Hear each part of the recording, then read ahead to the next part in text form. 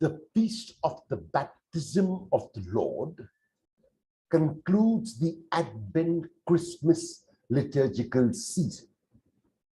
It is also the first Sunday in ordinary time. The baptism is an event that is narrated in all the three synoptic gospels, and though the Gospel of John does not narrate this event, it is referred to in John's testimony to Jesus. The fact that all the evangelists either narrate the event or allude to it is a clear indication that for the early Christian community, the baptism was an event that was of prime importance in the life of Jesus. It was, one might say, a foundational experience in the life of Jesus, an experience at which he was given a clear insight into his mission. The synoptic writers therefore looked upon this event as that event from which the mission of Jesus took root and took off. Why is this so? What did the baptism of Jesus mean for the evangelists, for the early church? What did it mean for Jesus himself? And what does it mean for us today? In order to answer these questions, it is important to note the distinctive features in Luke's narration of the baptism scene.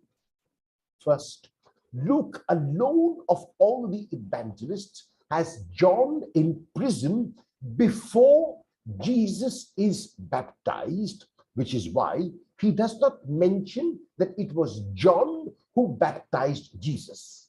While this serves on the one hand to show that Jesus is definitely much greater than John, it also serves to point out the fact that with the baptism of Jesus, John's work, John's era is over. A new era, the era of Jesus, has begun. Second, Luke alone has Jesus praying before his baptism and the Holy Spirit descending on Jesus in bodily form like a dove. By adding this detail, Luke emphasizes both the tangibility and the inexpressibility of this event. The tangibility is expressed through the words in bodily form, and the inexpressibility is expressed by stating that it was not a dove, but like a dove. The opening of heaven at the baptism of Jesus signals that he is the Messiah, and that the fulfillment of Israel's eschatological expectations is now very, very near. If the closing of heaven brought drought, the opening of heaven brings God's blessings. God's power and mercy are now about to be revealed in the event of the baptism of Jesus. Third, Luke, like Mark, has the voice from heaven address Jesus as beloved Son. The voice at the baptism of Jesus therefore discloses both the identity of Jesus and the character of the Father of Jesus. Jesus is the agapetos. Jesus is the beloved Son of God, and God is his Father. By placing the text of the baptism at the beginning of the ministry of Jesus, Luke states that all that Jesus will do in his ministry is through the empowerment, through the blessing, and through the approval of the Father shown by the Holy Spirit coming down on Jesus in bodily form and like a dove. By submitting to God's grace, Jesus finds his identity and the affirmation from the Father that he is indeed on the right course of action. This course of action is explicated beautifully by Isaiah in the first reading of today. With the coming of Jesus and the beginning of his ministry, a new age has dawned. Punishment and penalty are things of the past. Now, comfort is what people will experience. In other words, the baptism brings forth God's comfort, which is forgiveness of sins. Forgiveness of sins and comfort come both at the same time, and for this reason, joy is overflowing. The former word of promise and the new word of fulfillment doubles what we might ever have imagined true joy to be. The Lord, who comes to rule, is a God who will judge tenderly, not to punish, but to gather. This God will not scatter. He will take into his heart every single human being, and especially sinners. He will be like a shepherd who gathers the sheep to his bosom and carries them home. The voice at the baptism of Jesus also invites Jesus through the quotation from Isaiah 42 verse 1 to be servant. Jesus is the servant of God. Jesus will obey God's will. Jesus will always listen to the promptings of God's Spirit and act only according to God's will.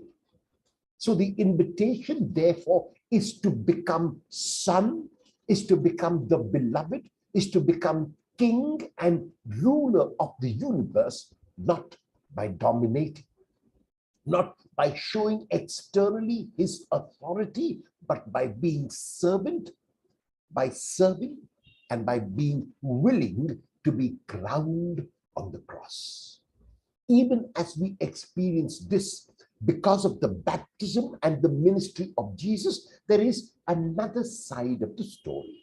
It is that we too, like Jesus, have been baptized and so experienced, like he did, the outpouring of the Spirit at our own baptism. This means that, like Jesus, we too have the responsibility of bringing healing and forgiveness to our broken world, and especially in the pandemic-stricken times. There are too many who are broken. There are too many who have become despondent. There are too many who are depressed and frustrated, wondering when the pandemic will end, wondering if it will ever end. Our responsibility, therefore, is to bring hope, because we, as disciples of Jesus, have been given this hope. And we can do this, as the letter to Titus points out, by giving up everything that does not lead to God.